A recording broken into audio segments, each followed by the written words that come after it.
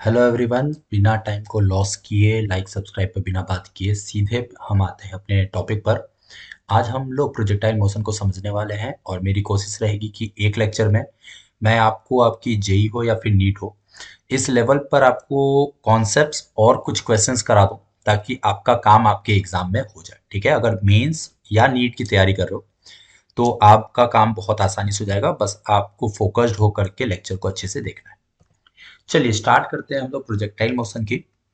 मैं ground to ground projectile की यहाँ पर डिस्कशन करने जा रहा हूँ। ठीक है, ग्राउंड टू ग्राउंड प्रोजेक्टाइल कैसा दिखता है? देखो, उसका कुछ अरेंजमेंट ऐसा होगा कि अगर हमारे पास कोई एक बॉडी है एम मास की और ये प्रोजेक्ट की जाती है किसी एक पॉइंट लेट्स से ए से किसी इनिशियल वेलोसिटी u और एंगल थीटा फ्रॉम हॉरिजॉन्टल से। ठीक है, तो ए और बी पॉइंट को अगर आप देखोगे तो ये पॉइंट एक हॉरिजॉन्टल लाइन पर होंगे। तो हम इसको क्या बोलेंगे? ग्राउंड टू ग्राउंड, मतलब ग्राउंड से फेंका हमने और ग्राउंड पे ही बॉडी आकर के वापस गिर गई। ठीक है, तो ये प्रोजेक्टाइल मोशन होगा। अच्छा, प्रोजेक्टाइल मोशन का मैं आपको अगर एक मतलब समझाऊं तो मैं इसको बोलना चाहूंगा फ्री फॉल। प्रोजेक्टाइल मोशन एक टाइप का फ्री फॉल होता है 2D में। ओके, ये 2 डायमेंशनल फ्री फॉल है। मतलब इसमें एक्सेलरेशन एक्स एक्सिस में बिल्कुल भी नहीं होगा। वाई एक्सिस में जो एक्सेलरेशन होगा वो होगा due to gravity. Free fall का मतलब होता है motion under gravity. Motion under gravity only. ठीक है, ओनली का ये मतलब है कि कोई भी एक्स्ट्रा फोर्स या कोई भी दूसरा कोई एक्सेलरेशन यहां पर काम नहीं करेगा एक्सेप्ट क्या? ग्रेविटी। ग्रेविटी के अलावा कोई एक्सेलरेशन नहीं। अब बॉडी को हमने ऐसे फेंका तो बॉडी एक पाथ ट्रेवल करती है। इस पाथ को हम ट्रेजेक्टरी बोलते हैं इसकी। और ये पाथ कैसा होगा, क्या और फंडे होंगे, वो सारी चीजें हम यहाँ पर समझने वाले हैं। ठीक है, तो सबसे पहले इस यू के ना, इस ये जो यू वेक्टर है इसके दो कंपोनेंट कर लेते हैं। एक कंपोनेंट यहां करेंगे तो हो जाएगा you cos theta. Vector analysis मैंने आपको सिखाया है, आप उससे ये सारी चीजें समझ सकते हो कि रेक्टेंगुलर कंपोनेंट कैसे बनाते हैं। ये हो जाएगा यू साइन थीटा। तो ये जो यू कॉस थीटा है this is the initial velocity in x axis और u sine theta is initial velocity in y axis, है ना। अगला हमारा जो कदम होगा वो होगा ट्रेजेक्टरी इक्वेशन का। ओके, मैं यहां से ये पार्ट इरेज कर देता हूं ताकि आपको ट्रेजेक्टरी इक्वेशन पर जो काम है वो दिखे इजीली। ठीक है, तो ट्रेजेक्टरी इक्वेशन अगर हमें निकालना है प्रोजेक्टाइल मोशन का, बहुत इंपॉर्टेंट है। बहुत सारे क्वेश्चन ट्रेजेक्टरी इक्वेशन पर डायरेक्टली आते हैं। कैसे सॉल्व करना है तो उसके पहले ट्रेजेक्टरी इक्वेशन समझो। उसके लिए मैं ऐसा मानता हूं कि after time T, small T, हमारा जो बॉडी है वो पहुंच गया यहां। ठीक है, कितना टाइम लगा? टी। अब अगर हम इसके कोऑर्डिनेट्स लिखेंगे है तो ये डिस्टेंस होगा एक्स एक्सिस पर लेट्स से एक्स और ये होगा वाई। ओके, तो यहां का कोऑर्डिनेट हो गया एक्स कॉमा वाई। अगर मैं एक्स एक्सिस में, देखो मैं किस एक्सिस में काम करने जा रहा हूं? एक्स एक्सिस में। अगर मैं एक्स एक्सिस में सेकेंड इक्वेशन अप्लाई करूं, s is equal to u t plus half a t square, है ना, न्यूटन सेकेंड इक्वेशन। तो क्या लिखेंगे? Displacement is x, initial velocity x axis में क्या है? यू कॉस थीटा, टाइम कितना लिया हमने? T, plus zero. क्यों जीरो? क्योंकि एक्सेलरेशन इन एक्स एक्सिस होता है जीरो। ओके, तो यहां से टाइम की वैल्यू आ गई x upon u cos theta. Clear है? इसको एक इक्वेशन पकड़ लो। सेम वे में हम वाई एक्सिस में जाएंगे और न्यूटन सेकेंड इक्वेशन लगाएंगे। हमें पता है s is equal to u t plus half a t square. तो वाई एक्सिस में डिस्प्लेसमेंट वाई, यू मतलब इनिशियल वेलोसिटी वाई एक्सिस की यू साइन थीटा। अच्छा, टाइम ऑलरेडी निकाल चुके हैं, पुट कर दो x upon u sine theta minus half, minus क्या प्लस बोलो अभी, हाफ एक्सेलरेशन क्या होगा वाई एक्सिस पर? माइनस जी, और अगेन टाइम, तो x upon u cos theta का होल स्क्वायर। सही है। चलिए देखिए, u से u कैंसिल होगा। देखो यहाँ पे u से u कैंसिल, है ना। तो क्या मिलेगा? इधर लिखते हैं y is equal x sine upon cos, क्या बन जाएगा? टेन थीटा, माइनस, ध्यान दो माइनस बाहर किया, g है ऊपर, एक्स स्क्वायर है अपॉन नीचे क्या है 2u² cos square theta. This is the trajectory equation of projectile motion. Okay, आपको ये याद रखना है, इंपॉर्टेंट है ये, इसको स्टार कर देते हैं और इस पे क्वेश्चंस आपसे पूछे जाते हैं। अगर मैं इसको ऐसे लिखूं कुछ y is equal A x minus या बी एक्स कर देते हैं इसको ना, आपको इस टर्म में याद होगा। एक सेकंड रुको, इसको ऐसे लिखते हैं, इसको कांस्टेंट पकड़ लो, ठीक है। इसको क्या लिखा c इज इक्वल टू, इसको लिखा बी एक्स प्लस ए एक्स स्क्वायर, ऐसा लिख सकते हैं। x यहां रहने दिया, यहां एक्स स्क्वायर रहने दिया, बाकी टर्म को इधर हमने b मान लिया, इधर a मान लिया। तो ये देखो a x square plus b x and c, इसको हम लोग बोलते हैं, ये एक टाइप का क्वाड्रेटिक इक्वेशन है। कैसा इक्वेशन है? क्वाड्रेटिक इक्वेशन है ना। और जो क्वाड्रेटिक इक्वेशन होता है वो कैसा होता है? पैराबोला। मतलब कोई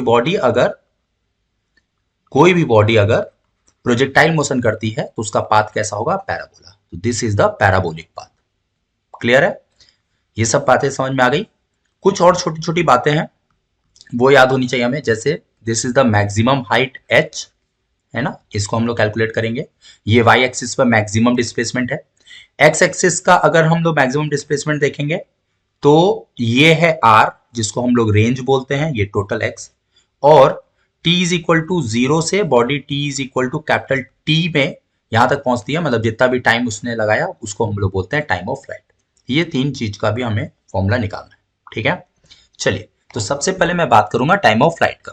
देखिए, टाइम ऑफ फ्लाइट का मतलब क्या होता है? Time of flight is the time taken to cover this motion.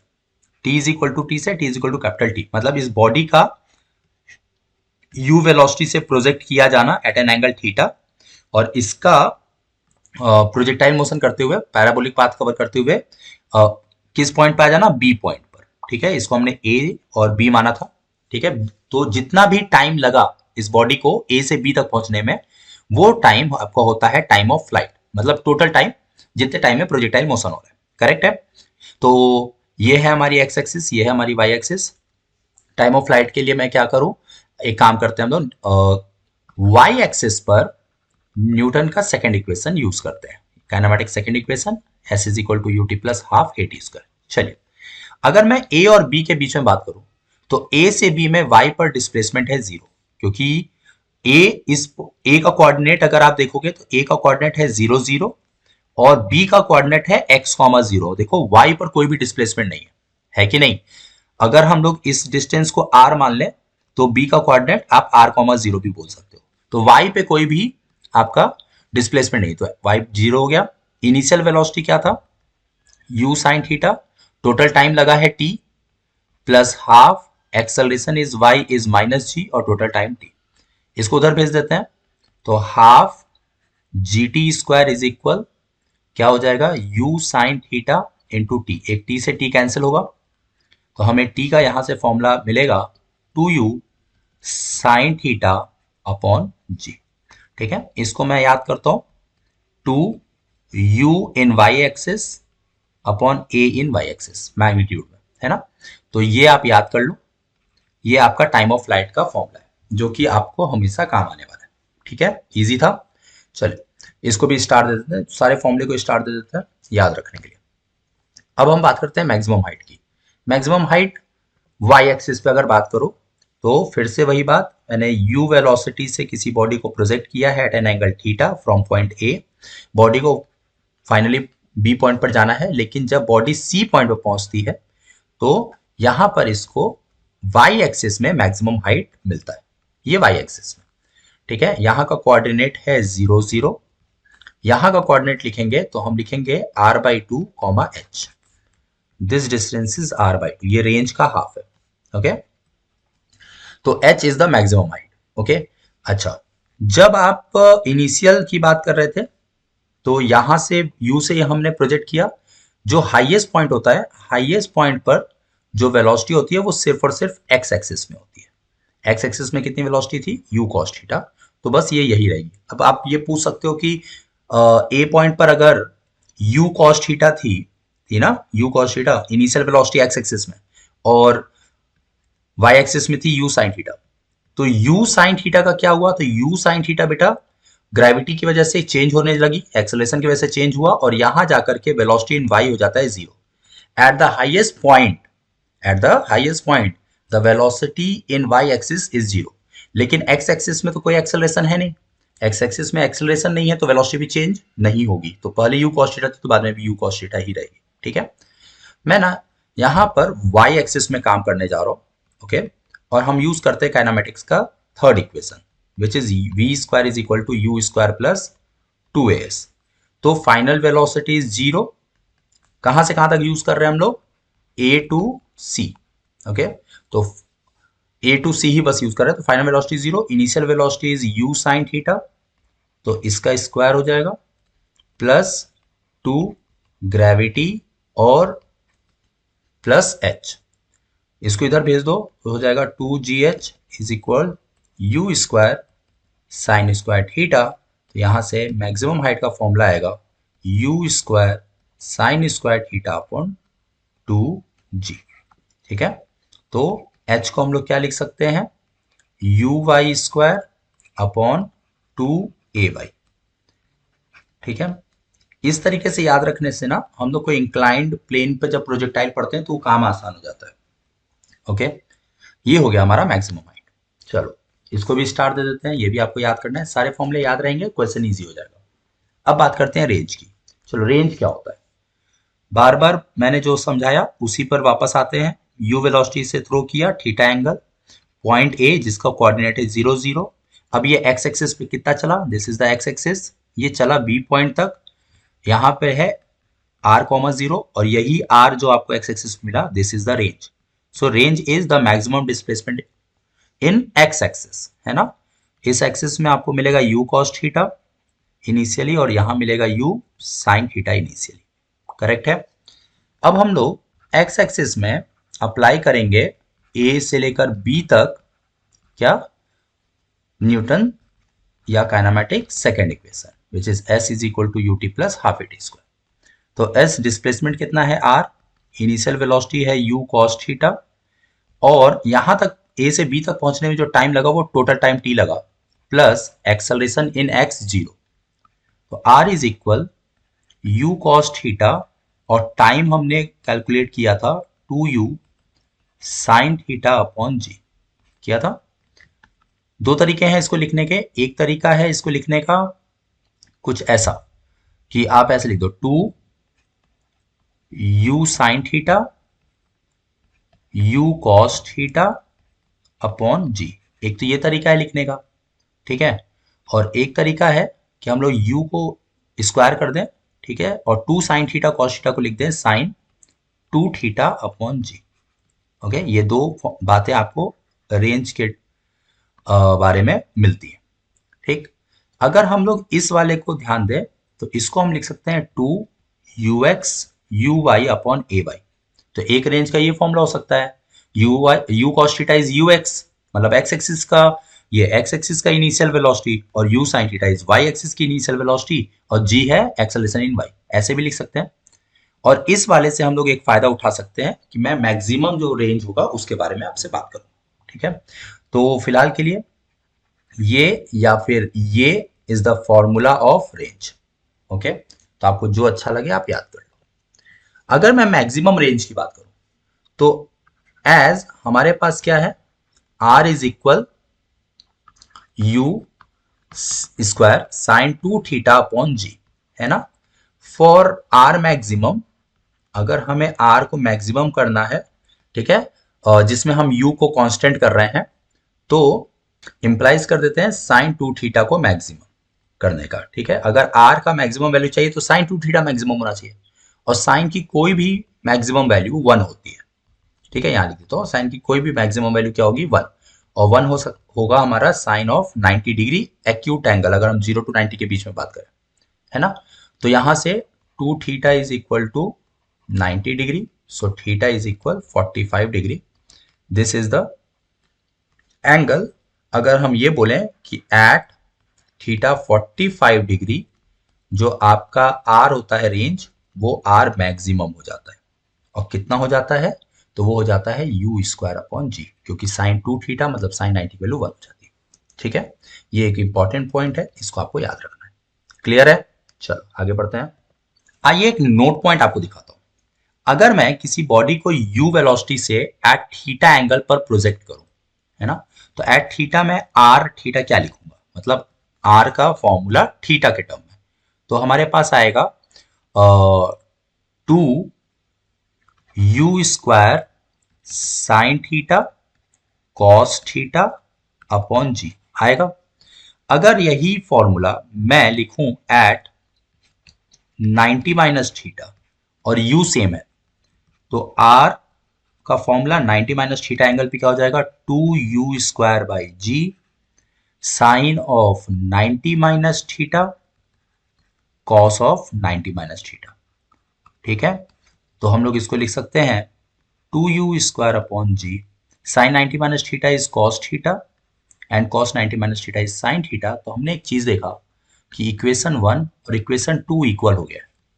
इसका मतलब है कि अगर हमने बॉडी को प्रोजेक्ट किया थीटा एंगल पर और प्रोजेक्ट किया हो 90 माइनस थीटा एंगल पर एट कांस्टेंट u, हमने u को सेम रखा, तो r थीटा और r 90 माइनस थीटा इक्वल हो जाते हैं। मतलब अगर एक बॉडी को थीटा और दूसरे बॉडी को या उसी बॉडी को दोबारा 90 माइनस थीटा पे फेंका जाए तो दोनों ही टाइम रेंज की वैल्यू सेम आएगी।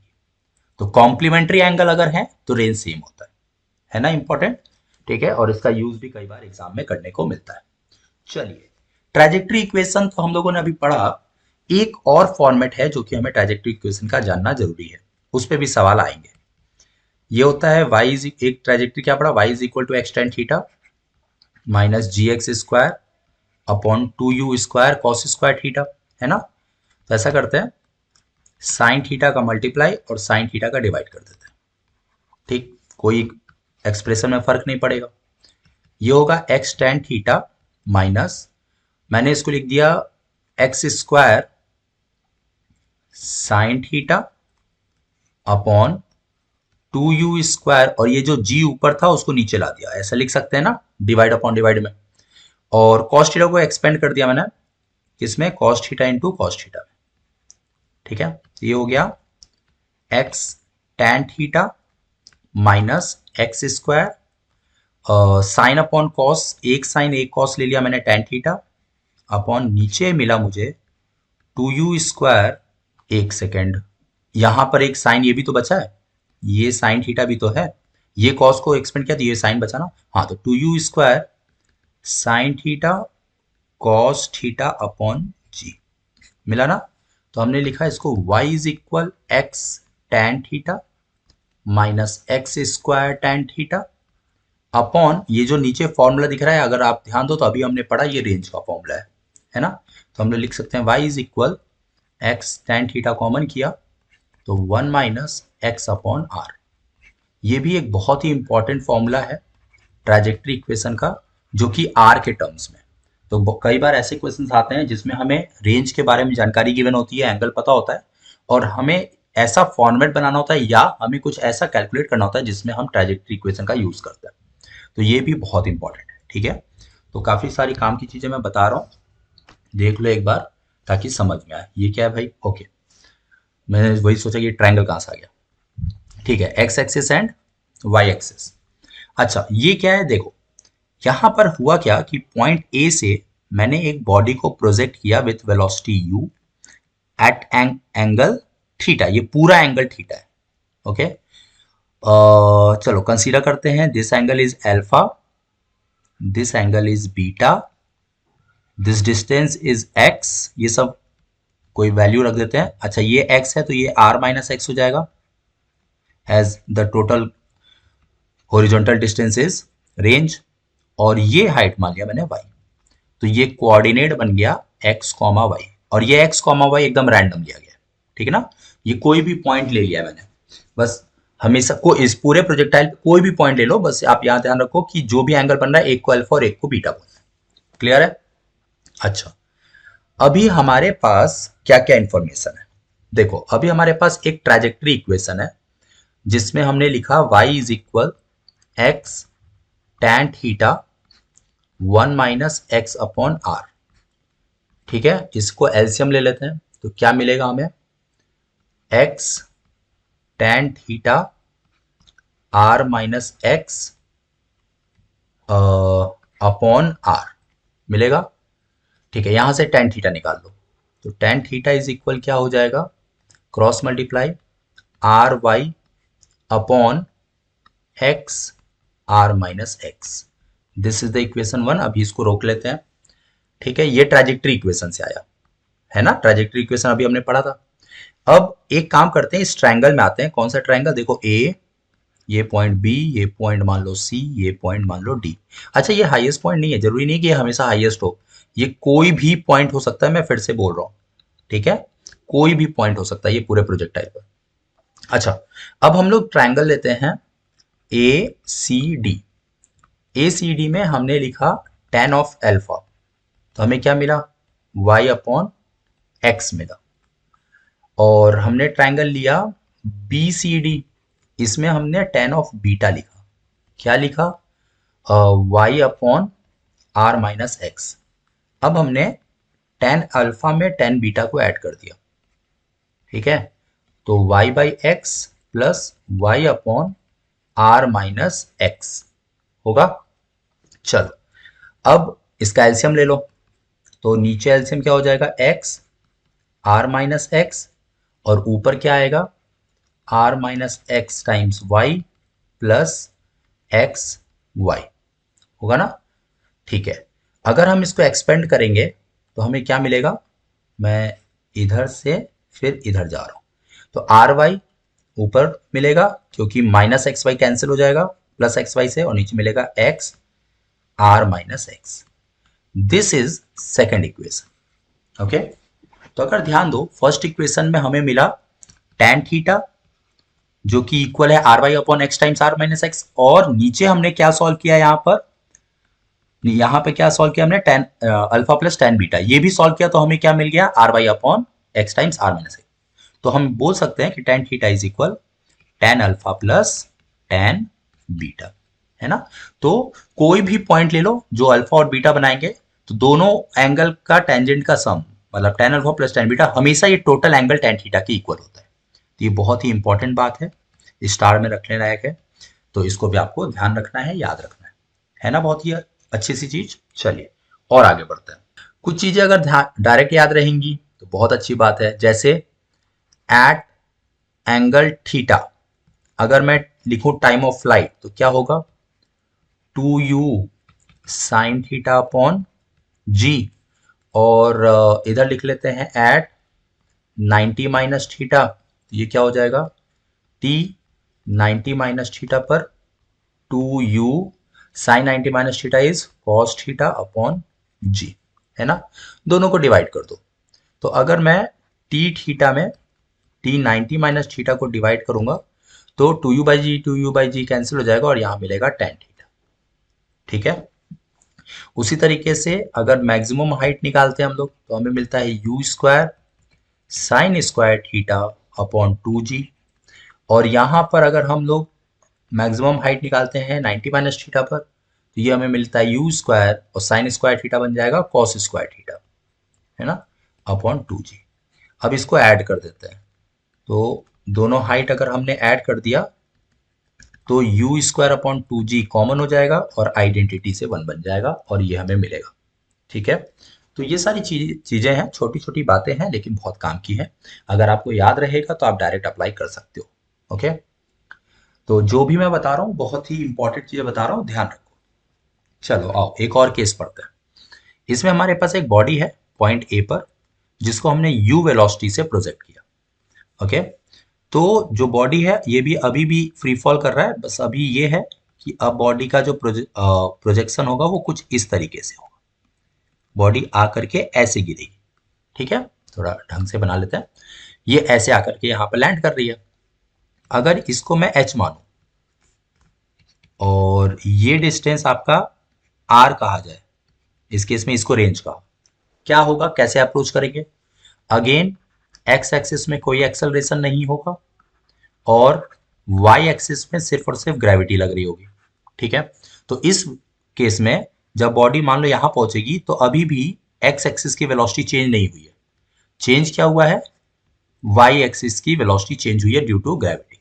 ठीक है, तो इसका नेट वेलोसिटी इधर आएगा टेंजेंशियली यहां पर। ओके, अगर मैं पॉइंट ए से बी के बीच में अप्लाई कर दूं वाई एक्सिस पर, पॉइंट ए से बी के बीच में अप्लाई किया जाए अगर second equation s is equal to u t plus half a t square, तो बॉडी ए से बी आ रही है मतलब माइनस एच डिस्प्लेस हुई। इनिशियली जो वाई में वेलोसिटी था वो जीरो था, plus half acceleration is minus g, और टाइम चलो मान लेते हैं टी लगा, तो यहां से टी की वैल्यू क्या आ गई, रूट ओवर 2h अपॉन जी। तो this is the formula for आपका टाइम कि ए पॉइंट से बी पॉइंट मतलब ग्राउंड तक पहुंचने में कितना टाइम लगा। उसी तरीके से अगर मैं एक्स एक्सिस में यूज करूं ए टू बी, क्या सेकेंड इक्वेशन ही यूज करना है हमें, s is equal to u t plus half a t square. तो ए से बी एक्स एक्सिस में हम कितना चले, आर चले, u जो है वो एक्स एक्सिस की ही वेलोसिटी है और टोटल टाइम लग रहा है t, एक्स एक्सिस का acceleration zero, r is equal to u और टोटल टाइम हमने ऑलरेडी निकाला है विच इज 2h अपॉन जी। तो ये हो जाएगा रेंज। ठीक है, तो जब भी कोई ऐसा क्वेश्चन आएगा तो आपको इसी तरीके से जज करना है। क्लियर। जब हम बात करते हैं कि ग्राउंड पे जब बॉडी गिरी तो क्या वेलोसिटी होगी, तो उस केस में आपको ये u मानना है क्योंकि ये हॉरिजॉन्टल तो चेंज होती नहीं है, और यहां पर आपको वेलोसिटी कैलकुलेट करना होगा, यहां आपको वेलोसिटी कैलकुलेट करना होगा, और u v square is equal to u square plus 2as, जिसमें आपका vy square is equal 0 plus 2gh, ये आपको vy मिलेगा। दोनों का रिजल्टेंट निकालेंगे तो हमें फाइनल वेलोसिटी मिल जाएगी। ठीक है, तो आई होप कि आपको सारे कॉन्सेप्ट समझ में आए होंगे, जितने भी मैंने आपको फॉर्मूले समझाए, जो भी आपको चीजें बताई वो अच्छे से क्लियर हुआ होगा। ठीक है, चलिए अब कुछ क्वेश्चंस की तरफ बढ़ते हैं और क्वेश्चन सॉल्व करके हम लोग इसको डन करते हैं।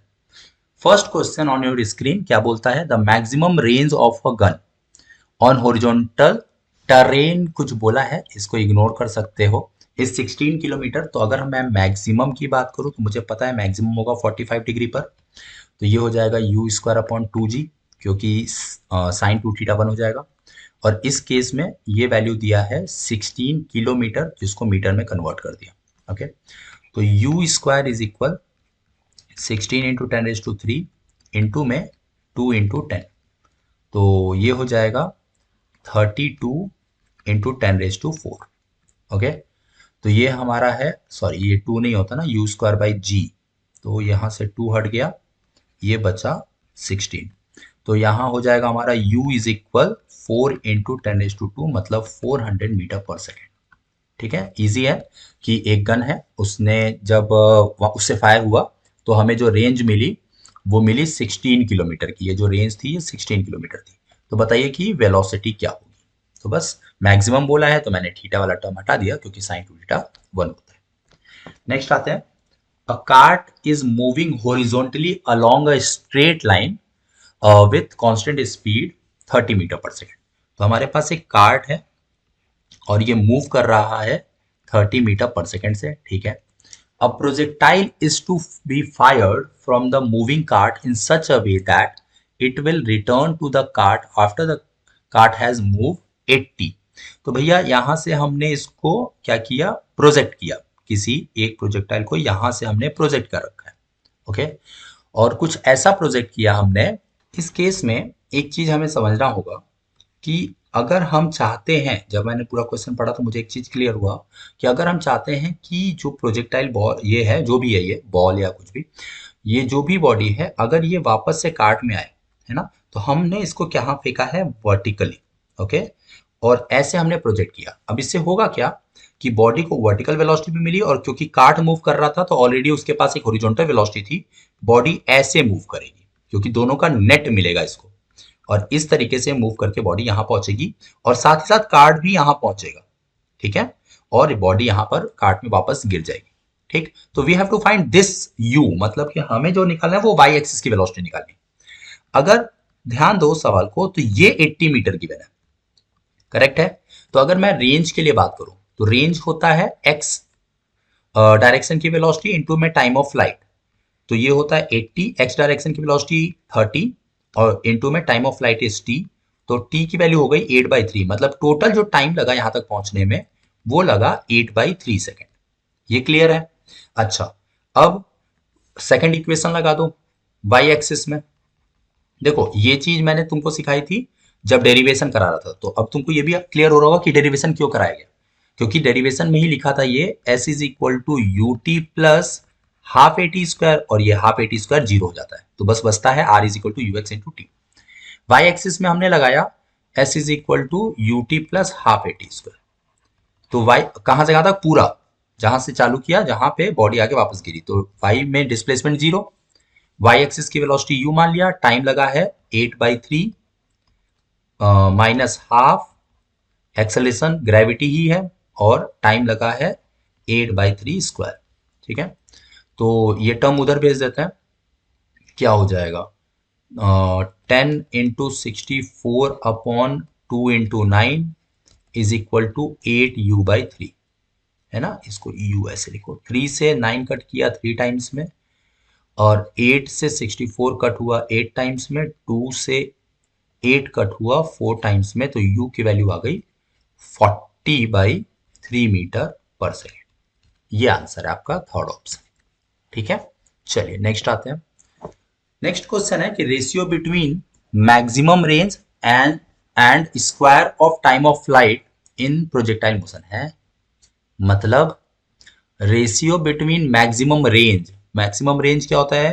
तो अभी हमने बात किया मैक्सिमम रेंज होता है u²/g, ठीक है, and the square of time of flight, तो टाइम ऑफ फ्लाइट का स्क्वायर कर देते हैं। चलो भैया, टाइम ऑफ फ्लाइट होता है 2u साइन थीटा, इसका स्क्वायर करते जा रहे हैं अपॉन जी, यही होता है, सबका स्क्वायर कर दिया, 2u साइन थीटा अपॉन जी। चलो इससे u स्क्वायर से u स्क्वायर कट गया, और एक जी से एक जी कट गया, तो ऊपर सब खाली, ये वाला जी ऊपर चला गया, नीचे बचा 4 साइन स्क्वायर थीटा। अब मैं साइन स्क्वायर थीटा का क्या करूं? चलो ठीक है, यहां पर रेंज के लिए मैंने थीटा 45 माना है, क्योंकि मैक्सिमम बोला था, तो यहां भी 45 लिख देता है, तो जी की वैल्यू 10 ले लेते हैं अपॉन 4 इंटू यहां रख दिया 1/2, 1/√2 का स्क्वायर, तो ये हो गया आपका 10/2, तो फाइनल आया 5। मतलब अच्छा, अगर मैं जी की वैल्यू 10 न रख के, ठीक है, यहां से एक और अप्रोच बनाओ, 10 न रख के 9.8 रखूं, करेक्ट है, और नीचे बोलूं इसको भैया 2, तो हम लोग क्या लिख सकते हैं? तो हम लोग लिख सकते हैं 2 से कट किया इसको तो आ जाएगा 4.9, और 4.9 को लिख सकते हैं 49/10। ये क्या वाहियात से सवाल है। ठीक है, बी ऑप्शन करेक्ट है, जो है वो आपके सामने है।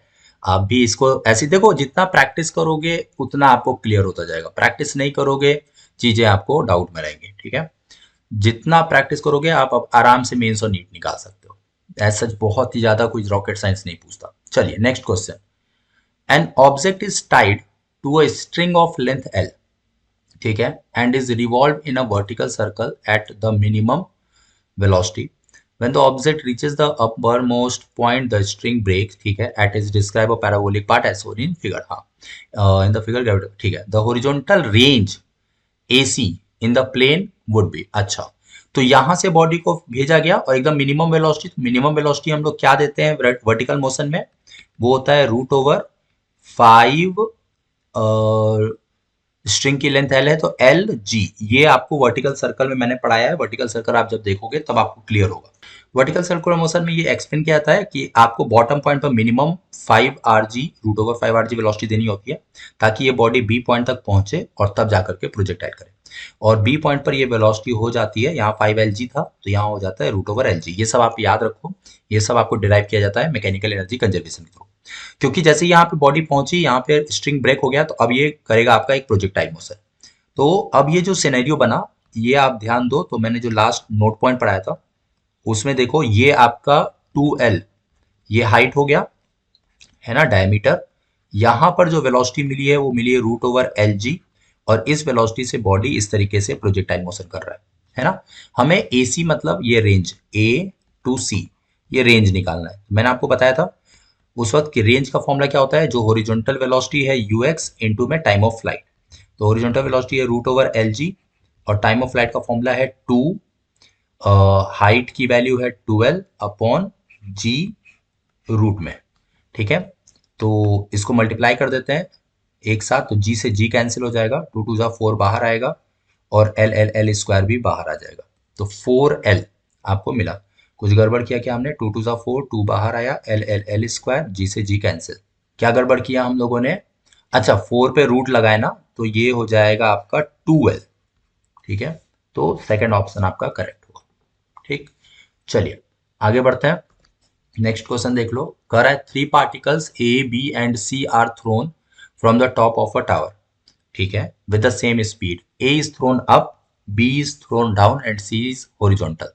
तो तीन केस है, यहां बना देता हूं। जैसे सपोज करो कि ये एक का आपका हाइट है, यहां से तीन बॉडी, एक ऊपर फेंकी जाती है, एक हॉरिजॉन्टल फेंकी जाती है, और एक डाउनवर्ड फेंकी जाती है with the same speed, I guess है ना, सेम स्पीड बोला है ना, विद द सेम, हाँ ठीक है, ए बी सी नाम रख दो इसका। ठीक है, when they hit the ground with speed v A v B and v C. अच्छा, तो वी ए वी बी और वी सी में क्या रिलेशन होगा, या फिर अगर हम लोग इसको डायरेक्टली एनर्जी कंजर्वेशन समझे तो और आसान होगा, है ना। अगर मैं बात करूं कि this is the reference line, और आसानी से मैं आपको समझा देता हूँ। ठीक है, जो कि एच हाइट पर है, तो इस वक्त इसकी पोटेंशियल कितनी है, mgh। अभी इनिशियल पोजीशन पर पोटेंशियल है mgh। और अगर मैं बात करूं काइनेटिक एनर्जी की, तो हाफ एम यू स्क्वायर, क्योंकि वेलोसिटी किसी भी डायरेक्शन में हो, काइनेटिक एनर्जी आपकी स्केलर क्वांटिटी है, हाफ एम यू। जब बॉडी बॉटम पॉइंट पे पहुंचेगी, तो यहां पर पोटेंशियल हो जाएगा 0, और जो वेलोसिटी होगी वो हाफ एम, चलो मान लो कुछ कैपिटल वी टाइम्स हो जाएगा, ऐसा। वो तीनों केस में अलग अलग, ए बी सी तीनों केस में अलग अलग होगा ऐसा। ठीक है ना, v A v B v C ऐसा मान लो। अच्छा, इस केस में अगर मैं वी निकालू तो क्या मिलेगा, देखो एम एम एम कट गया। ठीक है, तो यहां से क्या मिलेगा आपको, 2 उधर जाएगा तो 2gh प्लस एम कट गया है, 2 कट जाएगा इधर से तो यू स्क्वायर, और वी स्क्वायर है तो ये मिलेगा। ठीक, अब ये इधर ध्यान दो, ये v अगर a होता तो क्या फर्क पड़ता, क्या h चेंज हो जाएगा या u चेंज होगा, नहीं, u स्पीड चेंज नहीं होगा, हाँ डायरेक्शन अलग है, बात अलग है। जो v भी आएगा ना, उसका डायरेक्शन, ये जो फाइनल वेलोसिटी है उसकी डायरेक्शन अलग होगी। ठीक है, क्योंकि जो हॉरिजॉन्टल फेंका गया है वो आके इस एंगल पे ऐसे गिरेगा, लेकिन जो वर्टिकल ऊपर या नीचे फेंके गए हैं वो सीधा नॉर्मली ऐसे गिरेंगे। तो हाँ वेलोसिटी अलग होगी, लेकिन स्पीड में अगर बात करें तो ना तो h में चेंज आएगा ना ही u में चेंज आ रहा है। तो वी ए वी बी या वी सी स्पीड तीनों की क्या होगी, सेम होगी, क्योंकि एनर्जी कंजर्व है। ठीक है ना, तो कोई भी चेंज नहीं आएगा, थर्ड ऑप्शन आपका करेक्ट है। तो मैंने आपको 2 4 क्वेश्चन करा दिए हैं, अभी मैं आपको कम से कम 10 15 क्वेश्चंस और कराऊंगा। ओके, और फिर जाकर के हमारा ये पूरा खत्म होगा। तो इस 1 शॉट को आप 2 शॉट मान लो, या 1.5 शॉट पकड़ लो। ठीक है, और नेक्स्ट लेक्चर में आप बाकी क्वेश्चन भी देख लेना, ताकि आपको एक आइडिया लग जाए कि प्रोजेक्टाइल के क्वेश्चंस और किस टाइप के पूछे जा सकते हैं और कैसे हमें अटेम्प्ट करना है। अच्छे से रिवाइज करो, शॉर्ट नोट्स बना लो, जब मिलेंगे नेक्स्ट लेक्चर में तो आपको मैं सारे क्वेश्चन समझाऊंगा। आज के लिए इतना ही, थैंक यू सो मच।